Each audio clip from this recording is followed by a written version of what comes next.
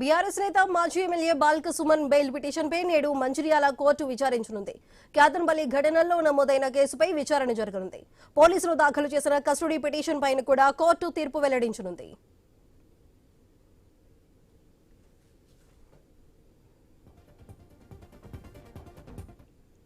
BRS నేత మాజీ MLA Balka Suman bail petition కి సంబంధించి నేడైతే విచారణ జరగబోతుంది. దీనికి సంబంధించిన పూర్తి డీటెయిల్స్ మా ప్రతినిధి శ్రీనివాస్ అందిస్తారు.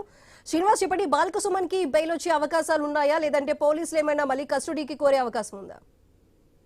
మంచిర్యాల జిల్లా క్యాతన్పల్లి మున్సిపాలిటీ చైర్మన్ ఎన్నిక సందర్భంగా ఏర్పడ్డ అల్లర్ల నేపథ్యంలోనైతే బీఆర్ఎస్ జిల్లా అధ్యక్షుడు మాజీ ఎమ్మెల్యే బాల్క సుమన్ తో పాటు మరో 26 మందిపై ఇటు కేసులు అయితే నమోదు చేసిన పరిస్థితులు అయితే ఉన్నాయి. ఇప్పటికే సుమన్ తో పాటు మరికొంతమంది బీఆర్ఎస్ పార్టీకి సంబంధించిన నేతలను అయితే అరెస్ట్ చేసి ఆదిలాబాద్ జైలుకి అయితే రిమాండ్ కు పంపించిన పరిస్థితులు అయితే ఇప్పటికే 3 సార్లు ఇరు లాయర్ల వాదనలతో అయితే ఈ రోజు అయితే నిన్న పూర్తిగా ఇటు బెయిల్ పిటిషన్ తో పాటు కస్టడీ పిటిషన్ కు సంబంధించినటువంటి వాదనలు విన్న అనంతరం అయితే కస్టడీ పిటిషన్ కు సంబంధించి తీర్పు అయితే ఈ రోజు జడ్జి అయితే వెలువరించనున్న పరిస్థితులు అయితే ఉన్నాయి. అయితే దాదాపుగా ఇప్పటికే 3 సార్లు బెయిల్ పిటిషన్ కు సంబంధించినటువంటి వాయిదాలు పిటిషన్ సంబంధించి ఇటు తీర్పు వాయిదా పడ్డ నేపథ్యంలో ఈ రోజు మాత్రం ఖచ్చితంగా తమకు అనుకూలంగా బెయిల్ పిటిషన్ కు సంబంధించిన వాదనలు తమకు అనుకూలంగా ఉంటాయంటూ ఇటు బాల్క సుమన్ లాయర్ అయితే చెప్తున్న పరిస్థితులు అయితే ఉన్నాయి. అయితే దాదాపుగా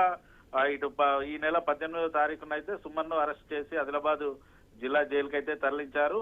ఇటు పోలీసులు కూడా కస్టడీ పిటిషన్ అయితే 20 నుంచి 24 తారీఖు అంటే 4 రోజుల పాటు కస్టడీకి ఇవ్వాలంటూ కూడా పోలీసులు అయితే పిటిషన్ వేసిన పరిస్థితులు అయితే ఉన్నాయి. అయితే ఈ 20 నుంచి 24 వరకు ఈ రోజు 27వ తేదీ కావడంతో అయితే 4 రోజుల గడువు పూర్తిగా ఇటు వాయిదాల రూపేణ పడడంతో కస్టడీకి తీసుకునే అవకాశం లేదంటూ కూడా బాల్క సుమన్ లాయర్లు అయితే చెప్తున్న పరిస్థితులు అయితే ఉన్నాయి. మరోవైపు సుమన్ పై ఇటు తెలంగాణ రాష్ట్ర వ్యాప్తంగా ఉన్నటువంటి 19 కేసులను తిరగదోరి కూడా పీడీ యాక్ట్ పెట్టి 4 రోజుల పాటు సుమన్ ని జైల్లో ఉంచే దిశగా ఇటు కాంగ్రెస్ పార్టీ నేతలు పావులు కలుపుతున్నారంటూ కూడా లాయర్లు అయితే ఆరోపణలు చేస్తున్న పరిస్థితులు అయితే ఉన్నాయి. క్యాతన్పల్లి మున్సిపాలిటీకి సంబంధించి మొత్తం 22 వార్డులు ఉండగా ఇటు 14 వార్డుల్లో బీఆర్ఎస్ సిపిఐ కూటమి నేతలు అయితే గెలిచిన పరిస్థితులు అయితే ఉన్నాయి. పక్కా మ్యాజిక్ ఫిగర్ ఉన్నప్పటికీ కూడా కేవలం కాంగ్రెస్ పార్టీ ఈ స్థానాన్ని కైవసం చేసుకోవడానికే మంత్రి వివేక్ తో పాటు ఎంపీ వంశీ ఇటు కాంగ్రెస్ పార్టీకి సంబంధించిన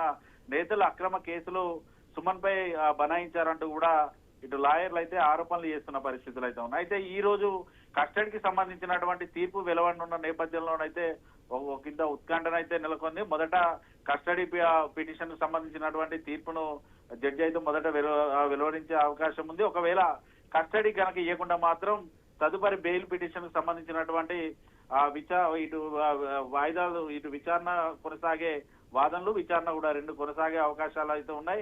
కస్టడీ పిటిషన్ కనుక రాకుండా మాత్రం బెయిల్ మంజూరు చేసే అవకాశాలు ఉన్నట్టుగానైతే ఇటు బాల్క సుమన్ లీగల్ సెల్ కి సంబంధించిన న్యాయవాదులు అయితే చెప్తున్న పరిస్థితులు ఉన్నాయి. సుధా.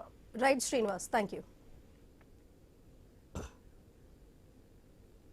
బులెటిన్లో మరి షార్ట్ బ్రేక్ తీసుకుందాం.